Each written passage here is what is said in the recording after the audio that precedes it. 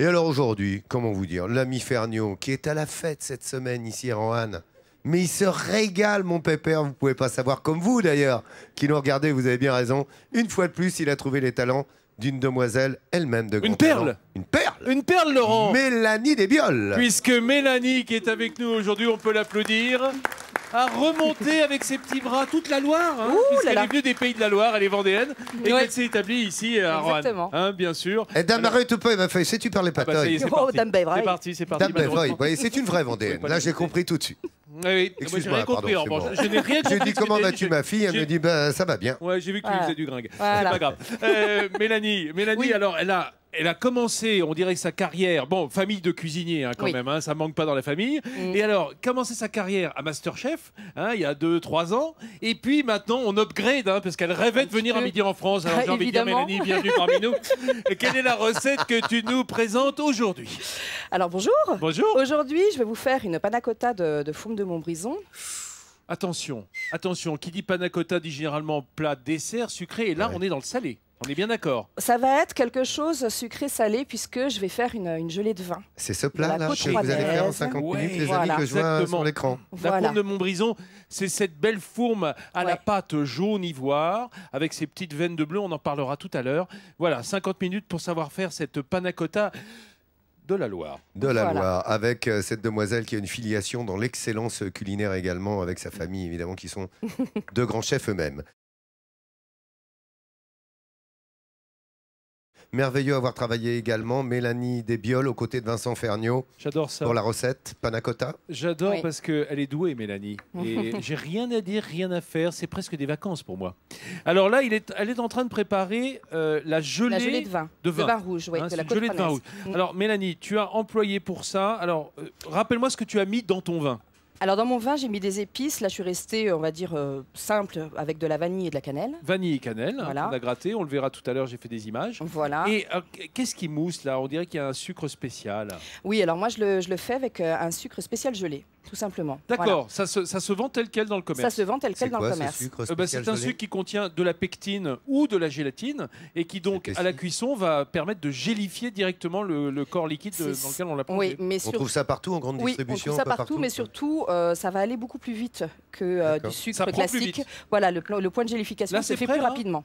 Là, c'est prêt. Bientôt, dans 3 minutes. Dans 3 minutes. Donc, on va pas touiller pendant 3 minutes. Ou alors moi, je touille. Et puis pendant ce temps-là, parle-nous de la fourme de Montbrison. Oui, la fourme de Montbrison, on va l'utiliser pour la panna cotta. Donc, pour cette recette, alors, il faut savoir qu'on peut, en fonction de nos goûts, hein, un peu plus corser, en mettant plus de panna cotta ou non. Et je vais la relever avec du piment d'Espelette. Ah d'accord. Alors, une panna cotta, je vous le rappelle, c'est une crème qui n'est pas cuite et qui est gélifiée à la gélatine. Oui, ça va être ça, exactement. Exactement. Donc là, moi, j'ai mis ma gélatine justement à tremper, toujours. Voilà, pour se réhydrater. Voilà. Exactement. Alors, ce qui est important, c'est qu'on va avoir d'un côté la gélatine apportée par ces feuilles de gélatine qui sont trempées là dans ce petit bol. Ah ouais, voilà. Ah bah forcément. Il m'en manque. Bien entendu. Ça, c'est bien le vendéen, ça. Alors, je suis bonne, ma feuille d'âme sûre.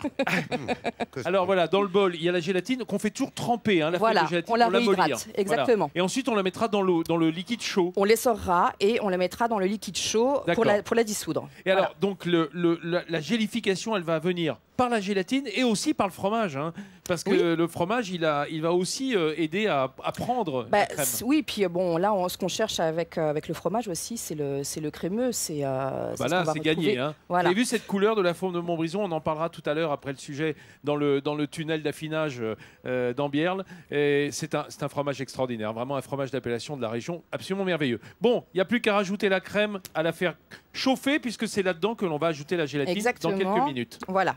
Et la gelée va prendre. Là, regardez, les bâtons de cannelle et de vanille remontent. Et donc, une fois qu'on a mis le fromage dans la crème, qu'il aura fondu, on fait notre panna cotta. Exactement. Merci beaucoup, merci Vincent et merci Mélanie. Aussi à l'aise que son père et son oncle, des grands cuisiniers tous deux. Tiens, ça y est, ça sonne, c'est l'heure de la recette. C'est cuit, non? Je viens d'entendre le four. À table. À table. Absolument. Alors, Mélanie, regardez, elle va retirer les épices. Donc, on a dit ce bâton de vanille qui a été coupé en deux, le bâton de cannelle, voilà, également, c'est mieux que de la poudre, hein, ça donne que les bons arômes. Oui. Et alors là, la gelée est prête en 5 minutes. Oui, c'est ça. C'est-à-dire du vin légèrement réduit et ce fameux sucre gélifiant. Vas-y, montre-moi. Alors, on verse directement dans les petits pots, oui, comme de la confiture. pareil. Alors c'est marrant parce qu'on voit déjà que ça commence à prendre à chaud. Ça prend, exactement. Hein, c'est Il ne formidable. faut pas attendre pour le verser. Hein. On le verse chaud. Vous voyez que ça fait déjà un film. Ça, c'est le signe que la gelée commence à prendre.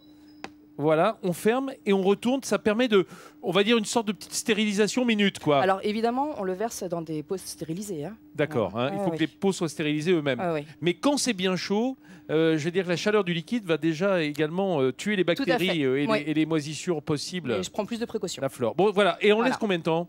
On va laisser refroidir. Voilà, il faut que ce soit. Dès que c'est froid, c'est bon, c'est gélifié, c'est prêt. Oui, oui, oui. Donc on peut les conserver comme ça tant que c'est pas ouvert. Sinon, à partir du moment où on l'ouvre, on le conserve au frais. D'accord. Tout simplement.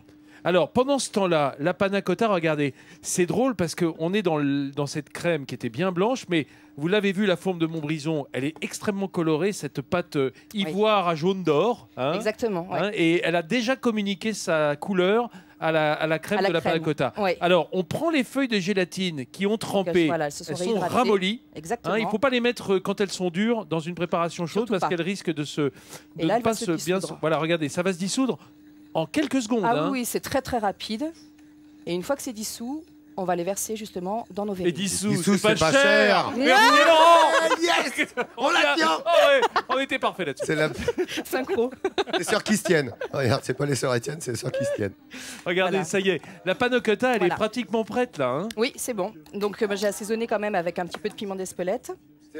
C'est tout simplement pour remplacer le poivre en fait. Je trouve ça plus subtil comme piment d'Espelette et puis ça va apporter des petits grains rouges oui, dans le ça, bleu, dans ce fromage qui est bleu, rouge et bleu. C'est ça la France aussi. Tu sais Vincent, on vient de se faire sévèrement tancer, vertement même dirais-je, par Hélène. Lorsqu'elle a dit dissous, elles ont toutes fait oh, c'est vieux comme réflexion. Évidemment dissous, c'était le début du siècle. Elle savait pas qu'on avait déjà des moustaches. On n'était pas nés avec Nathalie. Vous n'étiez pas nés. Eh, t'étais pas né sous François 1er, 1515, tu sais ce que c'est quand même. Bon, oui, alors, oui, mais la monnaie de tous les jours, les sous. Mais tu entends, on se fait morigéner vertement. Oh, j'ai vu, tancez donc, il en restera quelque chose. Oui, oh. Bon, on vous laisse faire les amis, on retrouve dans un Elle est en instant. train de verser la panna cotta, Oui, Mélanie. Bon, elle est comme ça, Mélanie, tu sais, c'est la haute cuisine, c'est les grandes C'est cuisinières. bien, c'est bien, te laisse pas de non. T'es pas un peu fou, toi? Il faut une minute. Bah non, mais regarde, ce qui nous reste, parce que les panna cotta, elles sont prises là-bas, la gelée est en train de prendre, il ne reste qu'à s'occuper du pain d'épices. Pain d'épices rôti, oui. Alors la poêle est chaude. Oui. Vous allez voir, hein, vous allez voir. Là, juste... Alors à partir de maintenant tout de suite, c'est pas saqué hein, quand même, c'est même très faisable. Oui, vas-y, montre-nous. Oui. On enlève la croûte. Voilà, on va parer le pain d'épices. Voilà, parer, ça c'est un beau mot de cuisine. C'est l'écrouter, c'est le rendre présentable. Exactement, on pourrait parer du pain de mie aussi. C'est pour les poules. Voilà, alors, exactement. ensuite, on va en faire des allumettes. Des mouillettes, oui, comme des petites mouillettes. Mais oui. Bien sûr, c'est la mouillette que l'on va rôtir. Voilà. Pas de matière grasse? Non, justement, on fait à sec. Donc pas de matière grasse dans la poêle. La poêle est chaude là. La poêle est chaude, oui. On va en quelque sorte les marquer, quoi. Hein, C'est ça. En fait, ce qu'on va révéler, c'est le miel qu'il y a dans le pain d'épices. On va le faire justement blondir et ça va donner ce petit croustillant justement au pain d'épices, tout simplement. Moi, ça me cause. Ça me cause tout ça. Voilà, on a donc ce pain d'épices qui est poêlé. On a pratiquement terminé la recette. Après ceci, on a terminé. Il faut juste que la panna cotta prenne. Donc, on la laisse refroidir à température ambiante dans un premier temps. Ensuite, on la met au frais parce que c'est quand même meilleur de la manger fraîche. Voilà. La gelée, on la laisse également revenir à température ambiante. Et ensuite, on a juste à sortir notre panna cotta du frais, mettre notre gelée de vin de la côte rouennaise et servir avec nos mouillettes de pain d'épices. Dans quelques minutes, Laurent. C'est très clair tout ça. Bravo Mélanie, grande famille de J'ai juste une question quand même, Vincent. Bien sûr. C'est un dessert, c'est un fromage. Je sais pas quand le servir. En fait. Entre le fromage et le dessert. Voilà, c'est ça. Comme ça, on est tranquille. Merci. Non, mais c'est vrai, on a un pied dans chacun des... Non, mais ça peut être l'apéritif. Souvent, on mange l'apéritif, on mange du fromage dans l'apéritif. Ça peut être ça. Mais ça peut être une autre manière de présenter le fromage que on va dire, le traditionnel morceau de fromage. Voilà. On l'avait vu ensemble d'ailleurs à Cognac. Hein. Tu sais, cette fourme d'Ambert qui était travaillée un petit peu différemment sur une petite tarte aux poires. Ouais, voilà. Nous l'avons dégusté ensemble. Ouais, voilà. Ça aussi, c'est une façon de faire. Et la gelée, on peut également la en manger parler. avec le fromage comme ça. D'accord. Aussi. Ouais. Mélanie a fini. Regardez bien ces panna cotta de fourme de Montbrison que l'on vient de voir sur le plateau de fromage. Elle a communiqué sa belle couleur jaune à la panna cotta et on y met dessus la gelée. Voilà. À toi de jouer, Mélanie. Regardez cette gelée qui a pris en 20 minutes, hein, je dirais même pas en 10 minutes. Parce c'est que magique. grâce à ce sucre spécial que l'on trouve dans toute la distribution, un sucre gélifiant dont on se sert pour les confitures et les gelées, c'est d'une beauté.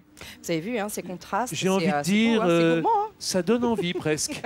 Non, je rigole, ça donne sacrément envie, les amis. On va Alors, faire goûter à Le Stevie. sculpteur William Voilà.